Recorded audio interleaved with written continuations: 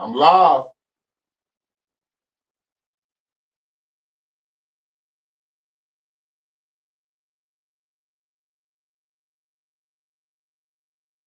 Hey, welcome to the pulpit. This is But Watch This Though. I am your host, Nobody. Always trying to tell everybody about somebody who can save anybody, and that is Jesus the Christ. I am Mama Ducks, Baby Duck, Mr. No Ducks himself. Quack, quack. Let's talk about it. Man, look, I'm here for y'all today, highly requested. A lot of people wanted me to go and cover this A.E.W Revolution, man. And I would have to say it was a nice pay-per-view. I'm not even hating on the pay-per-view. It's some matches they could have kept out, of course, but overall, I think it was a nice pay-per-view, man. I didn't really watch the post-match.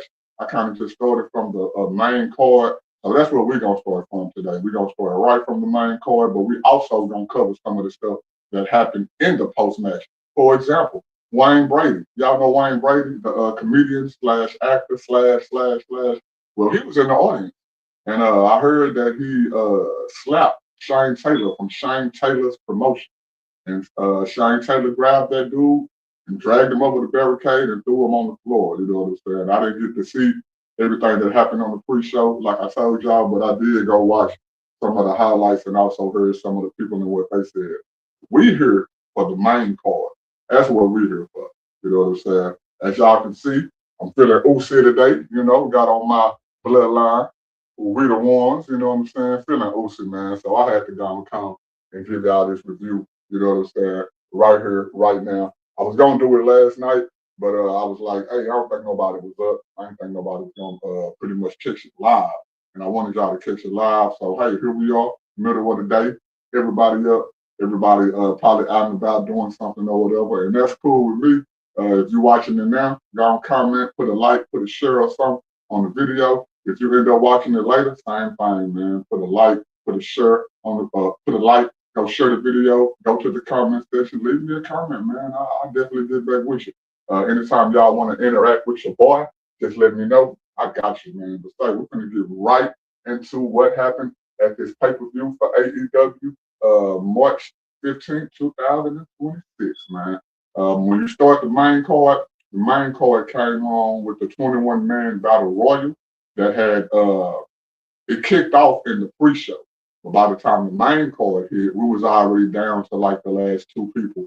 And the last two people was Jungle Boy Jack Perry. Y'all know Luke Perry from 90210 that died however long ago it was? Well, that's his son. If you didn't know, Jack Perry, Jungle Boy, is the son of Luke Perry from 90210. Him and Ricochet were the last two people that were in the match. Ricochet is the champion. So he's fighting, trying to retain. They end up getting out there on the apron. They fighting out there on the apron. You know what I'm saying? They hanging on by the skin of their teeth. All of a sudden, Jungle Boy hits Ricochet with a poison rana. If you know what a hurricane is, where you jump on them forward and you flip backwards. Well, a poison rana, you jump on them backwards and you flip backwards. So as Ricochet flipped backwards on the apron, he hit his head on the apron, and of course, he fell to the floor, both feet touching the ground. And the new international champion is Jungle Boy Jack Perry. Now I got my laptop right here, you know what I'm saying, just in case I gotta do anything, work any kind of controls, bring anybody up, look anything up. But I got my notepad right here, man, because y'all know during the match, man, I had to write some stuff down. And a lot of stuff went down, man. I'm going to try to just cover the highlights and stuff like that. But I'm trying not to get too detailed, but I know a lot of people like it when I get detailed because they listen to me as if they were watching the match itself. So they kind of want to hear play-by-play. I may do play-by-play for a lot of the matches, but I definitely won't be doing play-by-play for all of the matches. And some of the matches, they were cool, but to me, kind of unnecessary. So it would only be right just to hit the highlights inside those matches. So yeah, man, we got a new international champion, Jungle Boy Jack Perry. Took the belt from Ricochet. Ricochet put it up in a 21-man battle royal. We'll see what kind of gripe Ricochet is going to have on Dynamite or maybe even on Collision. Because if you know Ricochet, like I know Ricochet, not only do he go off on Twitter, but he brings the stuff from Twitter also to the wrestling TV screen, man. So he definitely gonna have something to say about that, man. The next match, the Young Bucks versus FTR for the Tag Team Championship. Now, when FTR first came into the company a couple of years ago, they was supposed to have this series of matches with the Young Bucks. But word on the curve is, from backstage, the Young Bucks didn't really want to put over FTR like that. And while they were feuding backstage, it kind of messed up the nostalgia for the dream match that everybody really wanted. You know, everybody wanted to see FTR versus the Young Bucks, but with the Young Bucks being executives, with them having power in AEW, they don't have to let nothing go down the way that somebody wanted to go down. You know, honestly, they kind of get to make the rules, at least at that time. You know, they still got power now. How much power they have and how far that extends, we can speculate. But outside of speculation, we have this match here. And the match started out, I will say, that got busted open. That hardwood got busted open. I didn't really see how it happened. I heard what other people said. They said that he ran into the ring post and got busted open. I didn't actually see it when I was watching the match live, you know what I'm saying? But going back to go watch it, okay, it is what it is. He got busted open the whole way. I'm going to refer back to my notes because I don't want to leave nothing out, man. Inside that match, again, from what I seen was really a major highlight. It was a double suplex.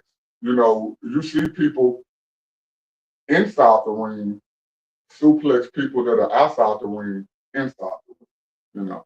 But you rarely see the person on the outside of the ring suplex the person inside the ring outside the ring.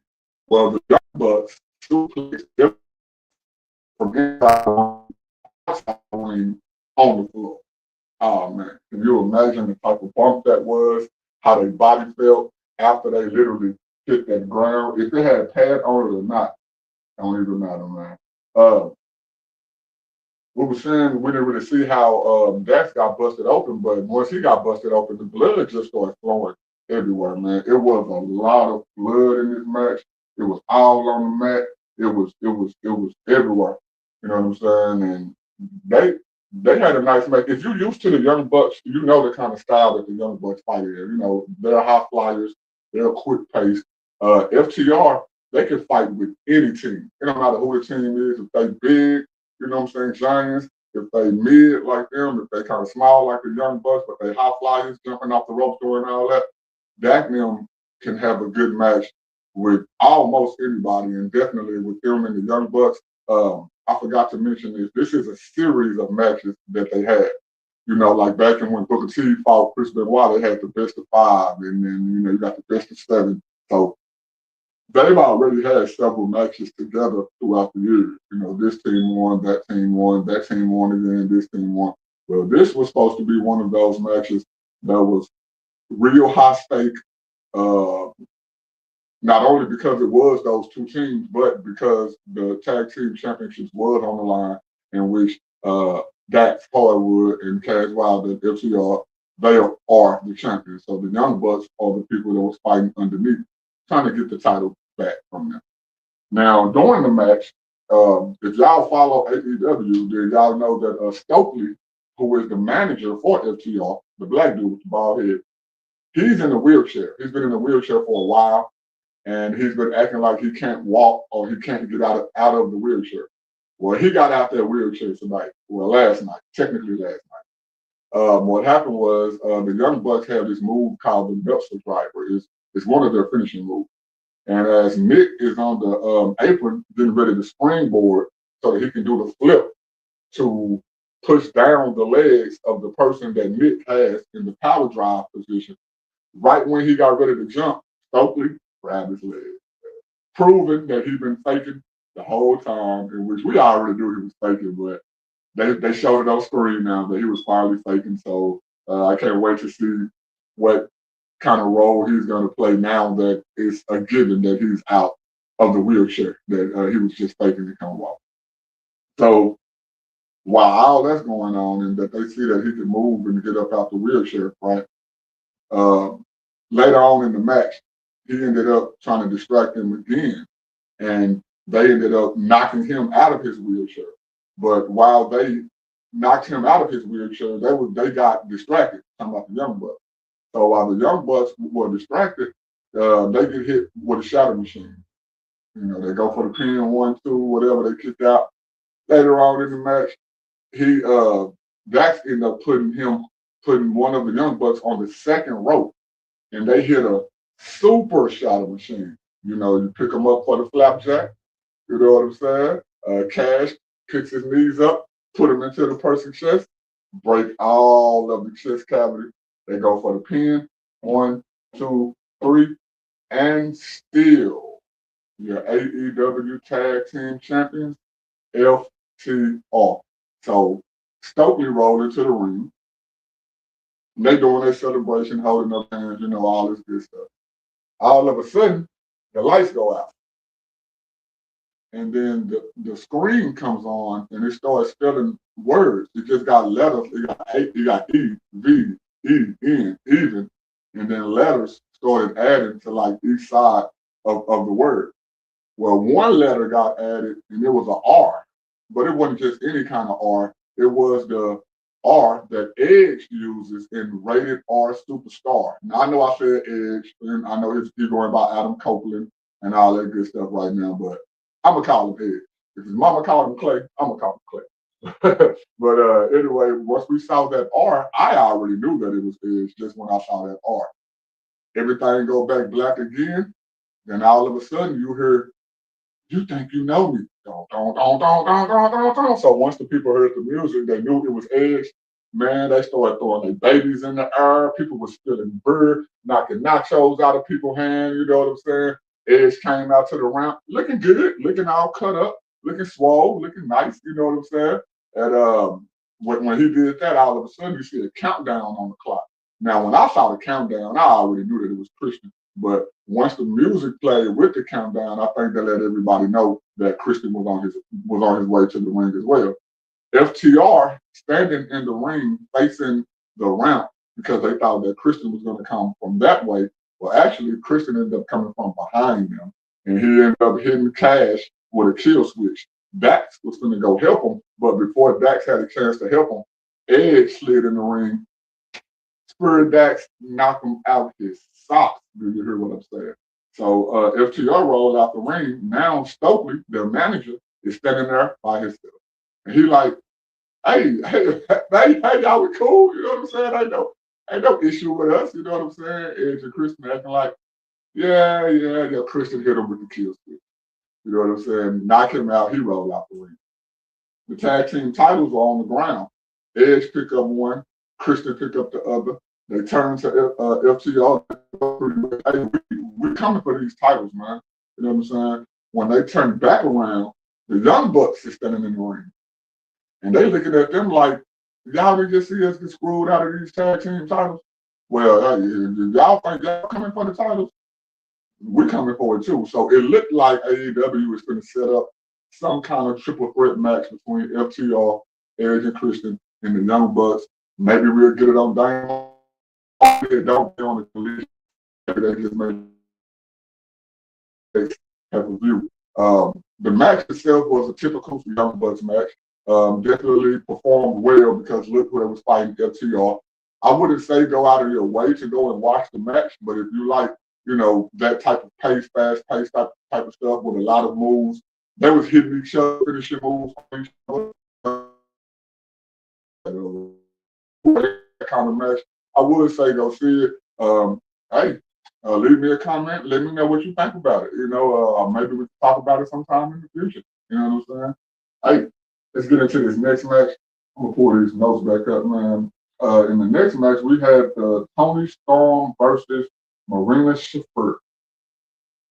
Now, y'all know Marina Shafir used to be in WWE with Sonya and with Ronda Rousey, but she was like the first one to get cut. That was like she didn't really have what they was looking for. Well, if y'all been looking for her for all those years, she's been over here in AEW. She's a part of John Moxley's faction, the Death Riders. That's the clique that she's a part of, or whatever. So anyway, she had the match with Tony Storm or whatever. The match to me kind of unnecessary. I was following the storyline. I see why they had the match, but why this is even a beef in the first place and all that good stuff. It was kind of unnecessary.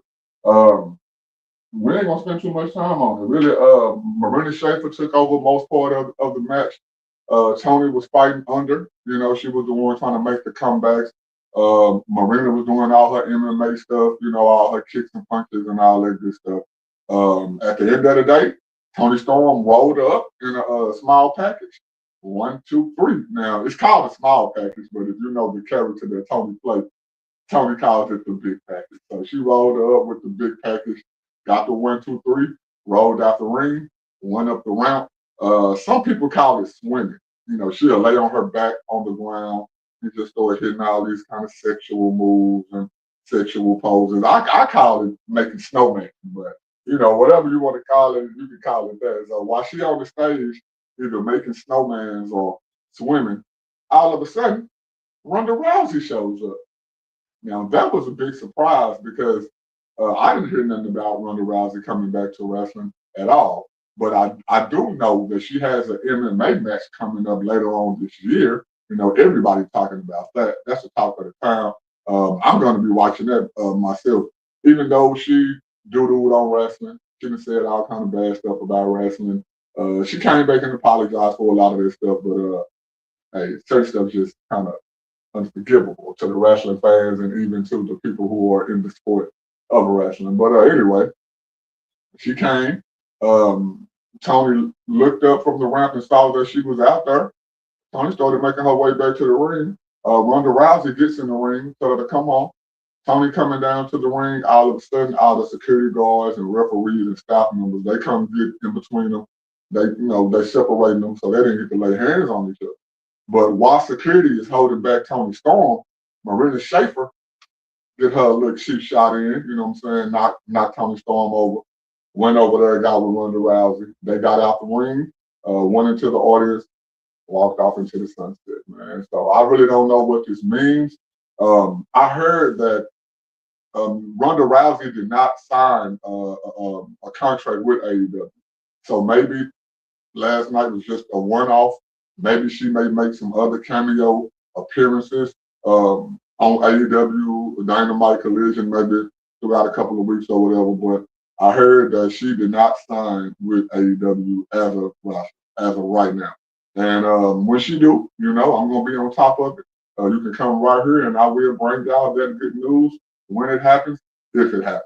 You know what I'm saying? Again, I like the fact that Ronda Rousey, Marina Shafir, they have a history. So it wasn't like Ronda Rousey just popped up for nothing. It was out the blue, but them being friends in real life and stuff like that or whatever, at least they can kind of probably try to tie some kind of storyline into it. And hey, I'm not against it. You know what I'm saying? Rowdy Ronda Rousey made a comeback to wrestling last night. If you didn't know that, then you heard it here first, man. We're going to get into some more of these notes. The next match was Jon Moxley versus Takeshi for the Continental Championship. And if y'all been keeping up with the storyline, they done already had 4 matches. Jon Moxley is up 3-1 on Takeshi, right? The last match they had, it was a 20-minute time limit. It looked like Takeshi was going to win that match, but the time ran out. So since the time ran out, this match for the Continental Championship, they made it a no time limit match. So now, I'm not even saying Takeshi was griping about it, but we all saw it as fans, and maybe something was said about it. So they gave him this match without no time limit. So therefore, there will be no excuse. You know what I'm saying? So I'm not really mad about that. I think this was probably one of the best matches of the night, in my opinion. Some people like to doodle on Jon Moxley. I would say now, ever since he lost the World Championship, the way he's been acting now, he's actually been selling moves. He's actually been playing the role of his character, saying some things that are coherent as for the future of the Death Riders and stuff like that. Some of the stuff is still kind of whacked out. It's still kind of, what is it saying? But I like John Moxley overall. I like the hardcore attitude. I like the fact that if you get in a match with him, you know you probably get potato. It's going to be some rough stuff go on. Might be a couple of shoot that's going on in the match. If you're new to wrestling terminology, you know, when we say shoot, we're not talking about a gun. The shoot is like, it's not a real fight, but it is a real test of strength. It is a real test of power, you know, while you're in the ring with another man, man versus man. This stuff may not be called by the backstage people, but while y'all out there in the ring, y'all can test each other's muscles, y'all can test each other's chin, test each other's jaw a little bit. And I like the fact that, you know, John Moxley is pretty much a shooter, in my opinion. So there was a lot of blood in this match too, man. Like it was so much blood in this match that Chestnut started bleeding, right? And John Moxley had ended up touching the blood and it got all over his hand. And the crazy dude, John Moxley, what you think he did with the blood? He started licking the blood out. You know what I'm saying? That's how much blood it was. Don't forget the previous matches with all the blood that went down, and man, the ring was pretty much spotted in blood almost the whole night, and they just added to it, and we ain't even gotten to the main event. You know what I'm saying? But this John Moxley and Chestnut match, man.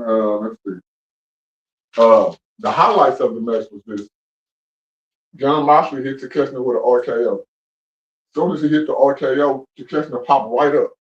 Didn't even get a 1 count. So John Moxley looked at him like what? He grabbed him, hit him with the paradigm shift. But he couldn't pin him because, you know, he was a little tired at that moment. So once he caught his breath, he picked the Chestnut up, hit him with a death rod. He go for the pin. 1, 2, the Chestnut kicked out. John Moxley like, bro, what in the world? I done hit you with an RKO. I done hit you with a paradigm shift. I done hit you with a death rod and you kicked out. So he picked the Chestnut up, take him to the second rope, hit him with an avalanche death rider, or I call it the super death rider. Hit him with a super death rider. Lay over him, the ref come down. 1, 2. The Chestnut kicks out again. So John Moxley, at this time, he heated, he pissed off. He didn't hit him with both of his finishes, the paradigm shift and the death rider, where, you know, the bulldog choke is his submission finishing move. So he put Chestnut in the bulldog choke, you know, with all the blood, everything going on. He choking him. He telling him, hey, man, come on, go on tap. You ain't getting out of this, go on tap. Chestnut being defiant, he can see that he's losing breath, but rather than tapping, he gives John Moxley the double middle fight. So I ain't tapping. So John Moxley cranked that mud up a little bit more. He squeezed even harder. He jerked a little bit harder. Chestnut just started fighting. He faded. He out. The ref see it, called the match. So the match technically was a ref stoppage. Chestnut technically didn't tap out. He didn't give up, you know. But hey, man, what do you do when somebody's trying to hold your hand up and your hand keep on going limp? It'll be a bad referee if the referee don't go and stop the match, and that's in any sport, man. So the referee did his job. Chestnut died on his sword. He fought all the way to the end. Hit some big moves, man, some major moves, man. Maybe that's a match you probably want to go back and watch just to see the Chestnut show out. I think that he has a good future. He should be having a good right now, but he definitely have a great future. If they can write the storylines for him to put him up on top, and he gotta get some wins, man. He gotta start getting some wins. But once that match was over, I forgot to tell y'all that the Death Riders had already came out while the match was happening, right? So when the match was over, John Moxley go get with them. They getting ready to go out through the crowd. All of a sudden, the lights go out again. And when the screen comes on, you see it's like a scientist. It's like a mad scientist in a science lab. And you can see him doing stuff on the computer or doing injections and all this. And he's doing it to a person. Looked like he's building the ultimate machine. You couldn't really see his face at first because they just showing clips, you know, different movements here and there. And all of a sudden you can see Oh, that's Will Ospreay. But Will Ospreay been hurt for a while. He had a neck injury. He been out for a minute. We didn't really have no timeline on when he was coming back or nothing like that. But obviously, he made his debut uh, tonight. So anyway, we see this Will Ospreay. The screen go off. Everything go back to normal. John Moxley see what it is, and he like, oh, okay, man, we ain't worried about that dude. I ain't already hurt that dude, man. Let's get ready to go. All of a sudden, dun-dun-dun, dun-dun-dun, Will Ospreay music hits. Will Ospreay hit the ramp. The crowd go crazy again. The babies go flying back in the air. The bird get the spilling. The nachos get knocked out of people's hands again. So Will Ospreay run down to the ring because he's trying to get at John Moxley. But the Death Riders slid in the ring, and they pretty much trying to defend their leader. Will Ospreay hit the ropes, hit a front flip handspring, bounced off the rope, came back and did a double, what you call it, a double Pele. He flipped, both legs hit both dudes in the head. The other dudes that was outside the ring, he ended up going to the rope, hitting a spinning, twisting, I don't even know what to call that move, but ended up landing on the rest of the other Death Riders. All of them packed their bags and they left. Will Ospreay got back in the ring, hit his signature entrance where he run to each rope and Ospreay, Ospreay, Ospreay, Ospreay. So pretty much it looked like Will Ospreay will not only be challenging Dean, I'm going to say Dean Ambrose. I like calling the dude Dean. It looked like he will be fighting John Moxley. If that's going to be for the title or not, we don't know yet, but I wouldn't see why they would have put the title on the line, seeing how big of a storyline this actually is and the potential that it actually can hold. You know what I'm saying? So after the John Moxley match, that went off, and all that good stuff. We had the women's championship match with Babes of Wrath, Harley Cameron and Willow Nightingale versus Megan Bayne and Leah Cross, Divine Dominion. And on the pre-show, Willow had already had a match. She fought when she was defending her TBS championship. She ended up winning the match, but when she won the match, Megan Bayne and Leah Cross came out there and jumped her. When they jumped her, they ended up messing up her shoulder. Like her shoulder was hurt real bad. So when they started this match, of course, Harley Cameron started the match. She didn't have a chance. Like Megan Bayne and Cross, man, they beat the mess out of that girl. When she went to go make the hot tag to Willow, don't forget Willow got the hurt shoulder, so she gets in the ring and she's trying to run wild like Hulk Hogan and do all her signature moves, but she can't do all of them because her shoulder hurts. She can't really do the power moves because her shoulder hurt, of course. And Megan Bayne grabbed her with one hand, Cross grabbed her with the other hand. They hit her with a double choke slam. 1, 2, 3. Match was over. Not a lot happened in that match, but they did put the tag team belts on Megan Bayne and Cross, and I think that's a good idea. Megan Bayne and Cross, they like two styling. They kind of remind me of Nia Jackson, Last Legend. They're the big girls. You know what I'm saying? They're the big dogs. So I don't think Willow needed the belt anyway. She already had a belt. Harley Cameron, the ventriloquist or whatever, she cool, she all right, but she needs to do a little bit more before they start putting titles on her. But I'm not mad at her. Like I say, if you know me, I like all the wrestlers. I like all the gimmicks, but of course I like some characters more than others. But overall, I like every wrestler. So I'm not hating on no male or female that is into the wrestling business if your character just ain't just trash. And I don't think Harley Cameron trash. I just think her time could be spent doing something more time worthy, if I would say so myself. So again, not a lot happened in that match outside of the titles changing hands, and I can't even say that I'm mad at that. You know what I'm saying? So hey, let's move on to this next match, man. The next match, it was to see who was the most dangerous man in AEW. Swerve Strickland called himself the most dangerous man in AEW, and he's been having that moniker for a while now.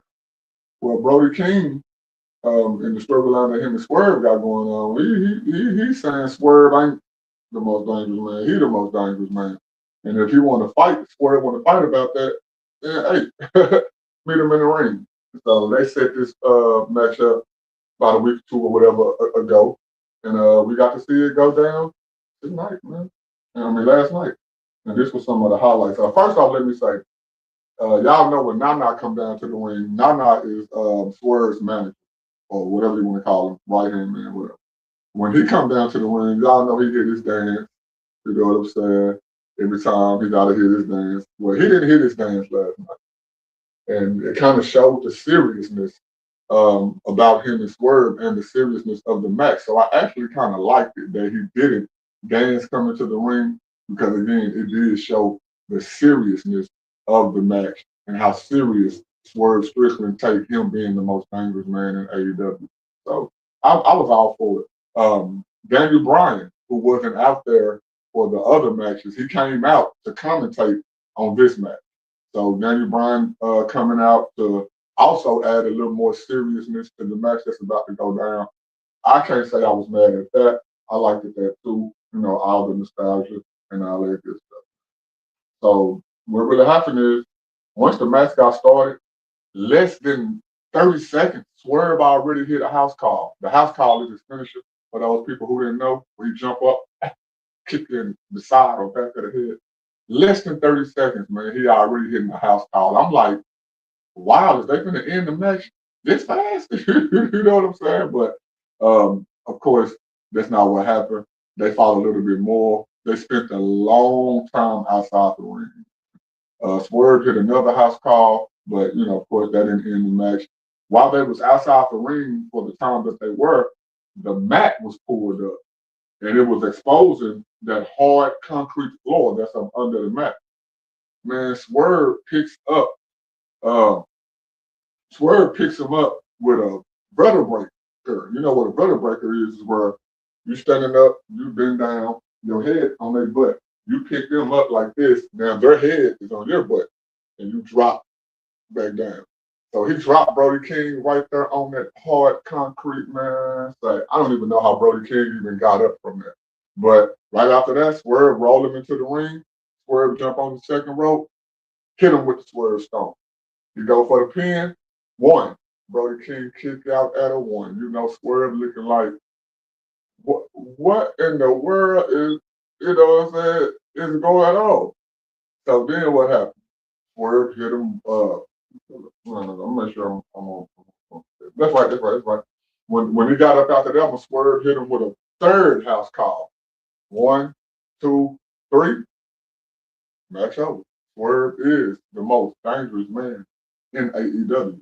And to prove that he was dangerous, Nana went under the ring and got a center block.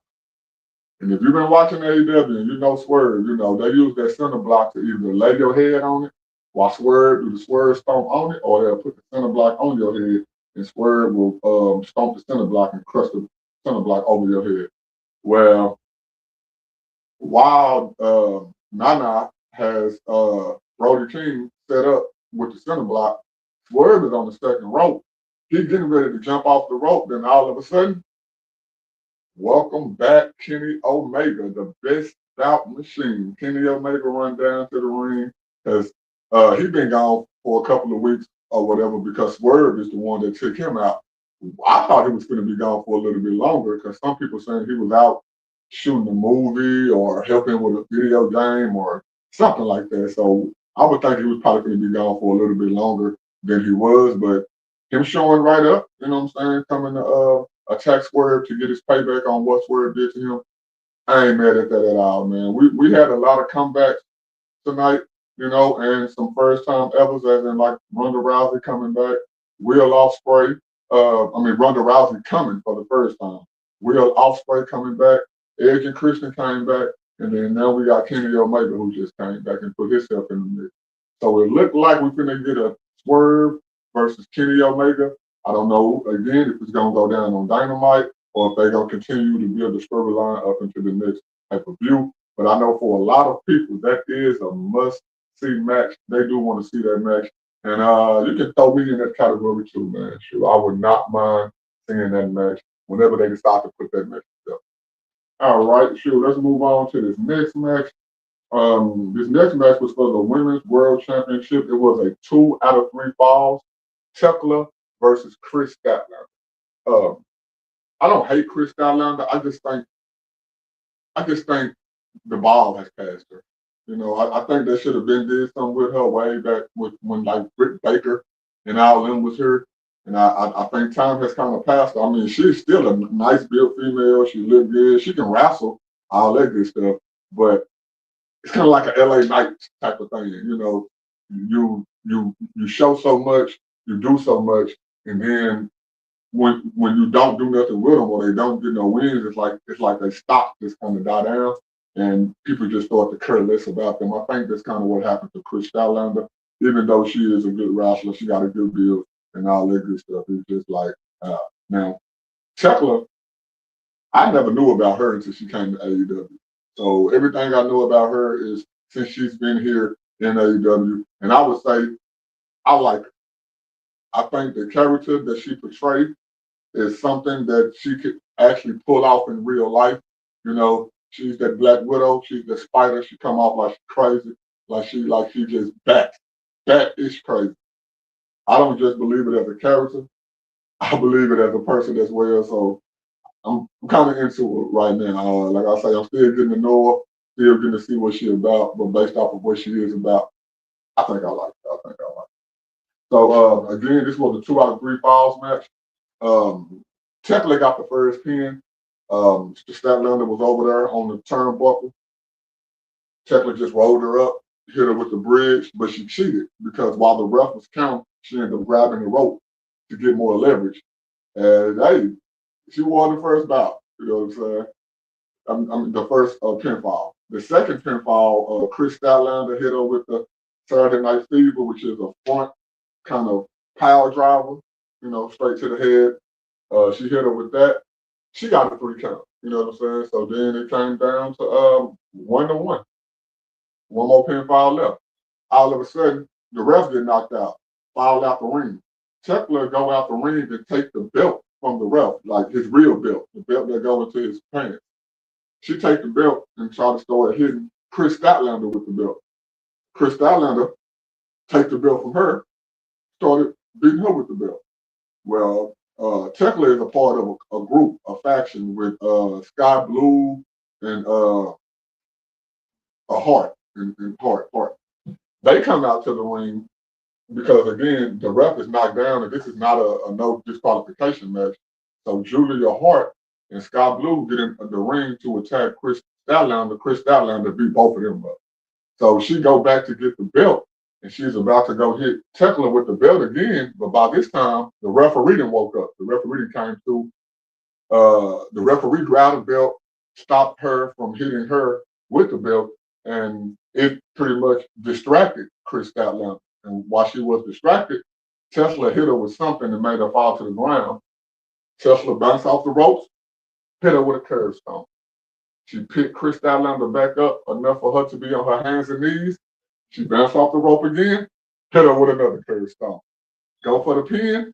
1, 2, 3, and still your A.E.W World Women's Champion, Tekla, man. And I can't say that I'm really disappointed about that again. I think she has more promise for AEW and what she could possibly be in the future than what Statlander could be if she had to be right now. So hey, it is what it is. We almost halfway through this thing, man. Let's go to this next match, man. This next match, I don't really care a lot about. You know what I'm saying? It was a 6-man tag match. Jet Speed with Kevin Knight and Speedball Mike Bailey versus is it the Darren Callis family? I thought it was. Yeah, it was the Darren Callis family. Kazuchika Okada, Kyle, and Mark Davis. Like I said, I didn't really care a lot for this match, but if you like a fast-paced match, if you like a bunch of flips and kicks and just double team moves being done to each other, then this probably is the match for you. it was very fast paced. There was a lot going on. It was wild. Um, they pretty much buried the referee. You know what I'm saying? Just doing standing in the ring too long, standing out the ring too long, and all that good stuff. Uh, the highlight of it is when Mr. Cole, he had somebody on the ground right there by the rope. That was the other person was laying on the ground on the other side of Mr. Cole. Kevin Knight jumped off of the third rope with the UFO frog splash, turned the other way as he jumped over Mr. Cole, landed on the other person. 1, 2, 3. We have new trios tag champ. I I ain't really care if they won the belt like that, but I am happy that Knight was able to get him a belt. You know, that's his first championship in AEW. I ain't mad at that. Speedball Mike Bailey. Some people say they don't get his character or they don't like it. I like it. I mean, he looked kind of just like the Karate Kid to me. His moves, his punches, his kicks, they come off real smooth to me. So it looked like he can actually do the stuff that his character is actually doing in the ring. So anytime I see something like that happening, can't really hate on nobody like that. Mr. Cole, if that's the same Mr. Cole from way back in the day, y'all remember like the first Mr. Cole that was in WWE used to run down around, bounce on the trampoline, flip over. If that's the same Mr. Cole, then okay, cool. But I mean, I don't really care about Mr. Cole. I don't dislike him and I don't like him. But the highlight of this was that after they won the match, graphics played on the screen and they were honoring Mr. Cole for signing a contract with AEW. So yes, Mr. Cole is signed with AEW as of last night, but it's not exclusive. He's also still under contract with CMLL. So it looks like Tony Khan allows his wrestlers to go and fight for other promotions while still holding the contract at his promotions, which we already knew that. I don't really know how I feel about that. The reason why is because what if we got you in the storyline over here and the storyline getting good? We need to add some stuff to it or do some more on it before the big blow off. Well, what if you're obligated to have to go do a match for this other company?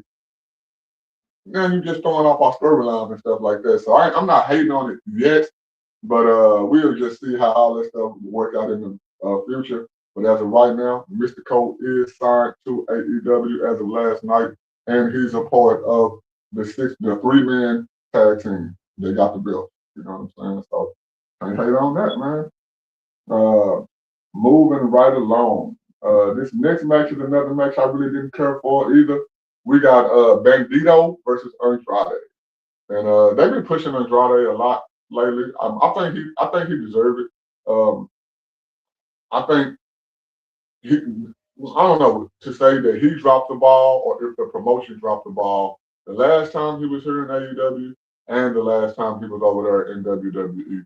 We all know that him and Charlotte broke up and all that good stuff. So that's probably one of the reasons why he didn't want to be in WWE no more. So now that he has a second chance at AEW, it looked like he's trying to do it right, and it looked like they're trying to do him right. But again, I didn't really care too much about this match. Nothing was really on the line. I will say this. What's up with you Mexican people taking off y'all pants, man? Angel Garza, that's in the tag team with his cousin over there in WWE, Los Garzas, whatever their name is, he takes off his pants in the match. You know, they fight, they do their thing. Once he beats somebody up, he got the breakaway pants, he just take the pants off. Well, somehow they gave that gimmick to Andrade, maybe, because Mystico was not Mystico. Bandito was teasing Andrade during the match about taking his pants off, and I don't know if it was botched. Or I don't know if they planned it this way. I really think it was botched. But Bandito went to go take his pants off because he's trying to mock Andrade, and his pants got stuck. The pants literally got stuck. And it looked like it was a botch. And then Andrade saw that it was botching. So he just went over there and clotheslined them, you know, so they can get the match rolling because it looked real awkward. So in the midst of him clotheslining him, knocking him down, he take him outside the ring, hit him with a big move. Rather than roll him into the ring, Andrade goes to the barricade with some girl, some lady who looking all googly-eyed at him, looking all sexy to him and all this. He go over there and take a picture with her. rather than trying to win the dang on match, man. So after that, he get back in the ring. They continue to have a fight. Andrade beating him down. By this time, Andrade then pulled off his pants.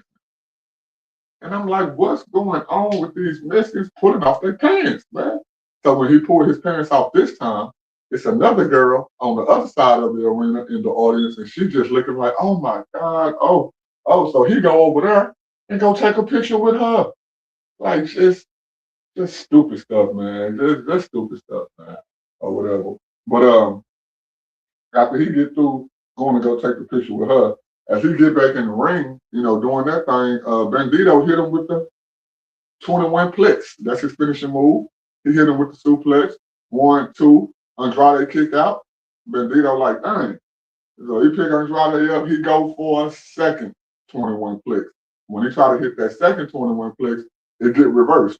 You know what I'm saying? And as it get reversed, Andrade go for the fake clothesline with the back elbow. Knock the dude smooth out. Pick the dude up, take him to the second rope, hit him with a super or avalanche DM. His move called the DM. I think the reason why it's called the DM is because when Charlotte Flair and Tiffany Stratton was going back and forth with each other, and Charlotte told Tiffany, your man is in my DMs. So I think that's probably why he called it the DM. Anyway, he hit him with the DM, get the 1, 2, 3. Don Callis get in the ring. He raising his hand, telling everybody that this is the next dude, and doing all the hype up stuff that Don Callis do for his people, man. It wasn't really too much to write home about. Nothing major happened in it. Wasn't no belt on the line, no stuff like it. Wasn't really a coherent storyline or whatever. But yeah, that was the end of that match. So the next match ended up being a 6-man tornado tag match. And we had Orange Cassidy, Rocky Strong, and Darby Allin. And they went up against David Finlay, Kid, and Clark Connors. And I would have liked to just seen Kid and Darby, really. I think the other 4 people kind of just cluttered the matchup.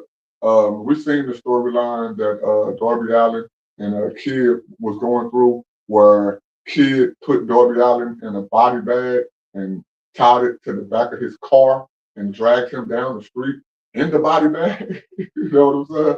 So that within itself is kind of crazy. We've seen Darby Allin with all kind of flamethrowers and kidnapping people from the audience and all kind of skateboards with thumbtacks and all kind of stuff like that, man. So I would have just rather seen them two have some kind of blow-off match or some kind of big match among themselves or whatever. But hey, it is what it is, man. Shout out to Jay Reed. Hey, man, I appreciate you, man, for liking my WWE setup, man. A lot of the masses over there, big gold belt. I don't know if y'all can see a lot of these people clearly, but of course, all these are wrestlers, man. I got the Undertaker urn with the mask, my wide family section, stuff like that. Y'all can't even see what's on the floor. My Money in the Bank briefcases, some of my other belts. You know what I'm saying? Some of my memorabilia that's down here. But yeah, man, I appreciate you, man. Hey, matter of fact, let me highlight that. I appreciate you, Reed. Hey, anytime you want to join, man, or chop it up with me, just let me know. I appreciate you for coming. If you're into WWE or into the conscious community, the Bible and stuff like that, man, feel free to subscribe to the channel. Don't be afraid to interact with me, man. I'm a cool dude, friendly person. Try to get along with everybody, man. You know what I'm saying? So back to the match, man. Like I said, not a lot really happened in this match. One of the main things that did happen is Darby Allin took Kid up to the ramp on the stage, and he threw him off the stage. And then he took his skateboard, jumped on the skateboard onto Kid that was down, right there on the ground. Then he went and got a zip tie and tied Kid's arms to one of the metal poles that was up under the stage, so Kid couldn't move. Kid team is in the ring beating up the other 2 people, but now Darby Allin can go over there to help him. While one of Kid's teammates is getting the pin, Darby Allin goes to the third rope hit him with a coffin drop, bounce off the rope, dive out the ring, and hit the other dude that's on the outside of the ring. The dude that was hitting the pin, Orange Cassidy got up, hit him with a Superman punch. Roderick Strong ended up grabbing the dude, hit him with a heartache, and he pushed Orange Cassidy out to the dude, and Orange Cassidy got the pin, man. You know what I'm saying? I like your comment again, Big Ross. You said no problem, keep. You say no problem, keep going. You are going to be a big podcast for one day. I appreciate that, Jay Reed, man. Like I said, feel free to sub to the channel, man, and don't be afraid to interact with your boy, man. I appreciate that. Real talk, bro. Appreciate that, man. So we get down to the final match. What everybody came to see. Man, we got the World Heavyweight Championship on the line, the Triple B, the Big Barbarian Belt, MJF, baby. It was MJF versus Hangman Adam Page in a Texas death match. Now, I know these type of matches ain't for everybody. If you don't like blood and gory type of stuff and people getting stuck with stuff and stuck into stuff and all kind of stuff like that, yeah, man, you probably will not like this match. Let me see what Jay said. Jay said, I already subscribed. Don't worry, I got you. Man, again, I appreciate you, man. I appreciate you for real, man. Good looking out, man. Say, so in this Texas death match, man, say it got crazy. It's so much stuff that I mean, I know a lot of it off my head, but so much of it happened. I'm definitely gonna have to refer back to my notes. So let's get into it with this, man. Page took the first half of the match. And again, MJF started bleeding, like he started bleeding fast.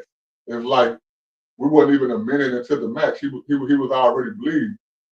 They say that Page hit him with some kind of kick, and the type of boots that Page had on ended up busting his lip. So that's how he got busted open. He wasn't supposed to get busted open that early, but that's why he got busted open that early because of that.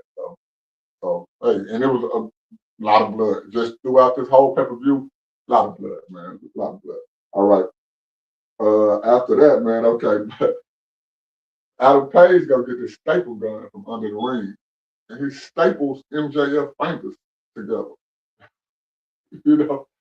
Then he get this piece of paper that says "Happy Birthday." I mean, I was unaware. I didn't know if it was MJF's birthday or not. I'm assuming it is, but he got a piece of paper that said "Happy Birthday," and he stapled it to MJF's chest.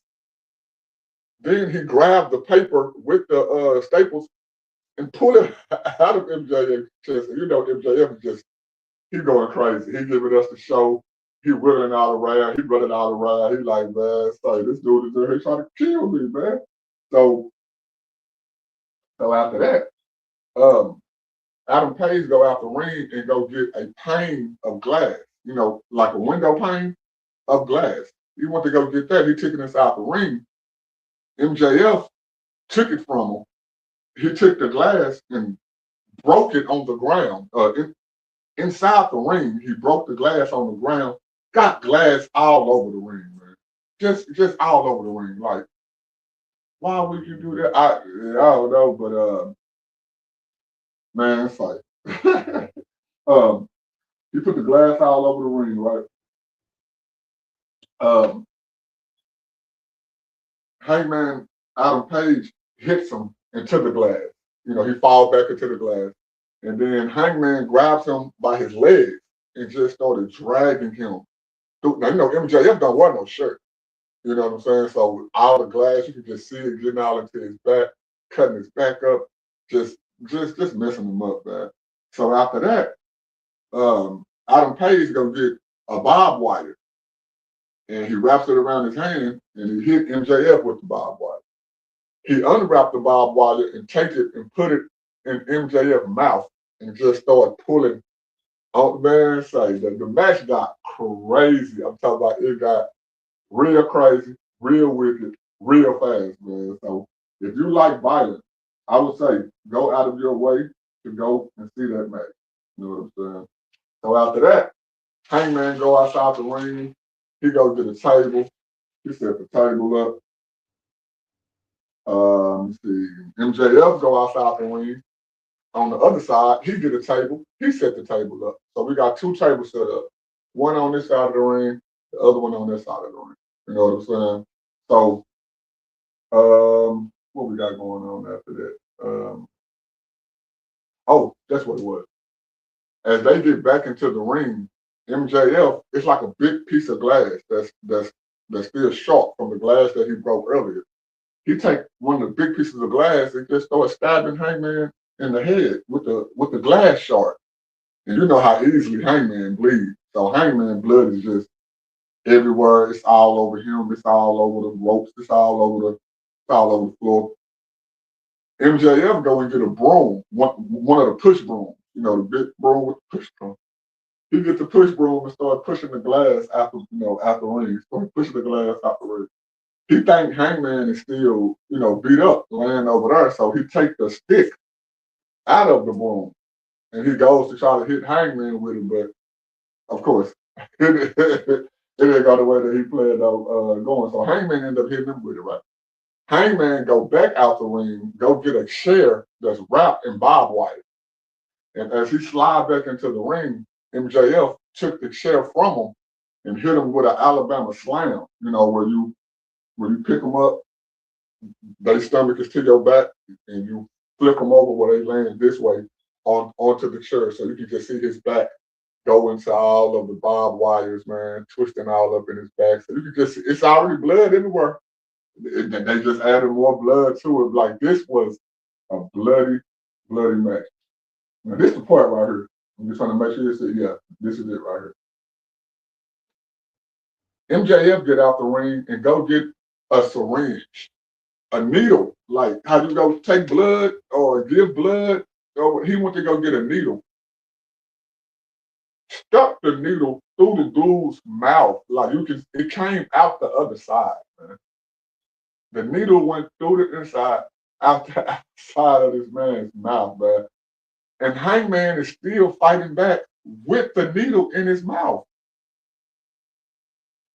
Like, what's wrong with these people, man? These people are crazy, man. So then, the barbed wire chair come back into play. A lot of blood being lost, man. So that's cool.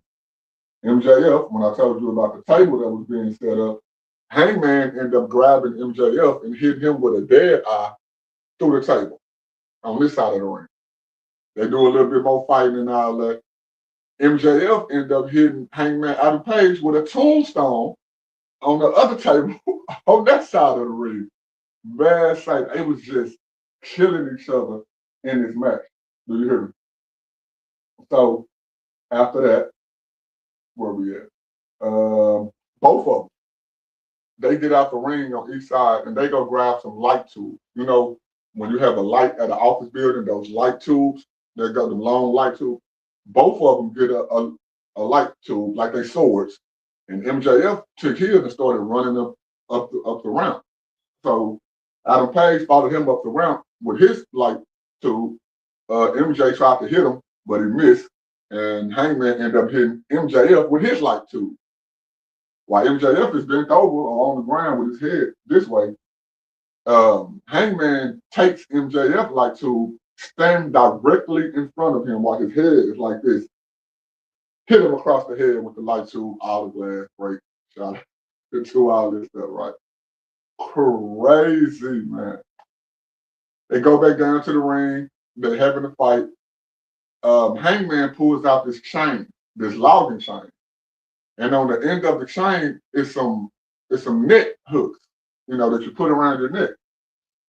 You take one side of it, put it around MJF. Take the other side of it, put it around himself.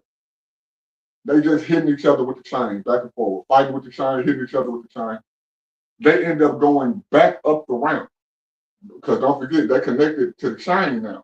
So wherever one of them go, the other one got to go, or somebody going to have to pull them. They end up going back up to the ramp. And they just fighting each other with the chain. They pulling the chain, hitting each other, pulling the chain, hitting each other. They pulling the chain so much that they started hugging. And Hangman Adam Page hit MJF with a belly to Bailey off the stage onto one of the tables that have all the technical equipment on. When they hit all the technical equipment, all kind of sparks and flames and poof and pows and all that started happening while they on the ground just got through hitting all this technical stuff. So you can see all the explosion and stuff that's happening. The refs started counting because, you know, this is a Texas death match. You got to get up before a count of 10. So referee started counting. Hangman get all the way up to his feet. MJF is still on his hands and knees. And this is what's funny. Hangman literally walked MJF like a dog. MJF was on his hands and knees from the ramp all the way to the ring. He walking this dude like a dog on a chain all the way back to the ring. Like it was crazy. So Hangman throws Adam Page throws MJF into the ring, making sure that the chain go over the top rope. Hangman go grab another table. He set it up. He gets a board that has barbed wire on it and puts it on the table. So it looked like he was going to hit Hangman Adam Page with another dead eye off the apron onto the table with the barbed wire on it. But when he tries to get in the ring, MJF pulled the chain, which pretty much made Hangman fall.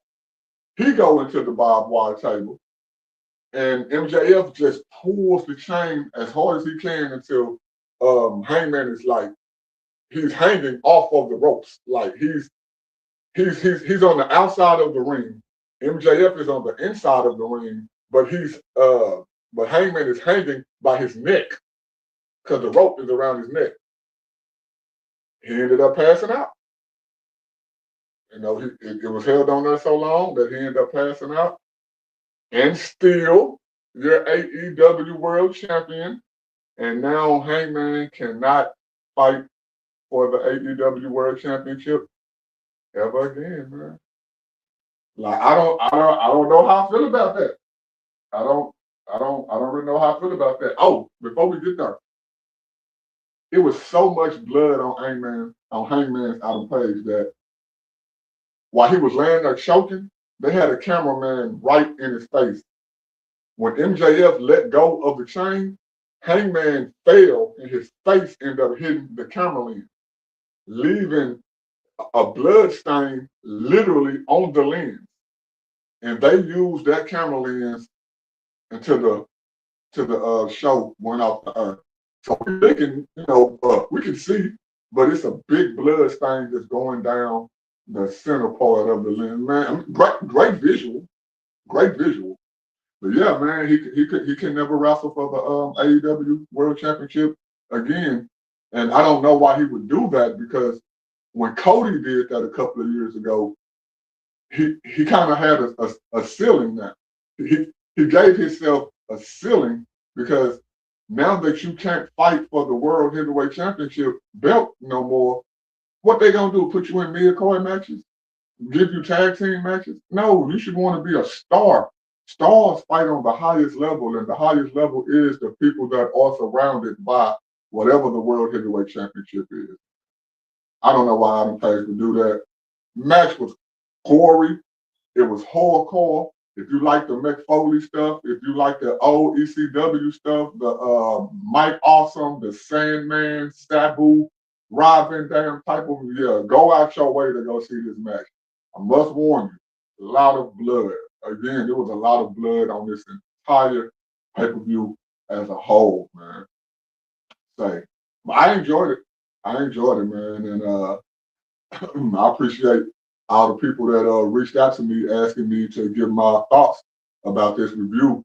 About this pay-per-view. And y'all can be sure, I don't care what the pay-per-view is, if it got anything to do with WWE or AEW, I will be covering all pay-per-view. Like I told y'all last time, I'm trying to make enough time to where I can do a weekly wrap-up of everything that happened on Raw, NXT, SmackDown, Dynamite, and sometimes Collision, and sometimes TNA. I want to do a weekly wrap-up for y'all every single Sunday, man. So that's still my goal, to give y'all the news, rumors, headlines, and what happened during the match, during the shows that happened that that week, that previous week, leading up into that Sunday, because how I look at it, Monday starts a whole new week for the wrestling community. So if I can drop my weekly wrap up of all the wrestling shows that I watch that Sunday, that'd be perfect. And then give me time to do it all over again for the week. But I definitely will be covering these pay-per-views. I definitely appreciate everybody who tuned in. Shout out to Jay Reed for leaving the comments. Shout out to the people who subscribe. The people who I can't see because y'all not coming, but y'all got I see y'all views right here on the screen. I really appreciate y'all for tuning in. Don't be afraid to comment. Don't be afraid to interact with your boy. Not only when I'm doing these live shows and review, but I also will be doing, as y'all see, I do WWE 2K gameplay. Only video game I play is WWE games. And right now I'm on the 2K. I will be having live gameplays, but we're going to be having discussions and debates about the Bible and science and atheism. And I'm looking for a little pushback from people who don't believe in Christ while I'm sitting up here passing all these missions and doing my levels like I normally do. Even if I didn't have the camera on, I would love to have conversations with people who call in or hit the link, whether you are a believer or a non-believer alike, and we can just chop it up while I, take down some of these challenges and win some of these trophies, man. But man, I think that's it for me. I didn't want the show to be too long, man. I think I kind of kept it a little bit under an hour. I'm not for sure on that, but hey, I'll check it out once I end everything.